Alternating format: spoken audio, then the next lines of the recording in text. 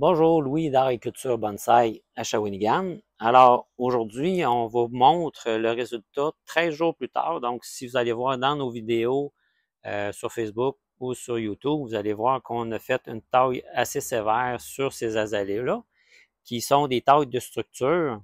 Et même si on n'a pas laissé de feuillage sur quelques-unes des branches, on peut voir que 13 jours après, on a un bourgeonnement qui est assez fort un peu partout sur la structure de l'arbre. Donc, c'est la façon, lorsqu'on veut commencer à former des arbres, avoir des branches charpentières, avoir des branches secondaires, c'est la façon de tailler pour obtenir ce résultat-là. Donc, d'ici à la fin de la saison de croissance active, l'azalée va avoir amplement le temps de faire du nouveau feuillage, des nouvelles branches et même préparer vers septembre, octobre, préparer des bourgeons floraux pour l'année prochaine.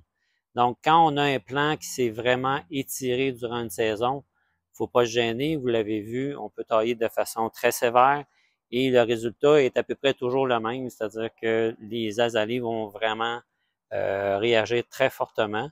Ça, c'est un autre exemple ici où on a laissé aucune feuille sur la tige future pour la tête et on voit que les bourgeons ont émergé d'un petit peu partout.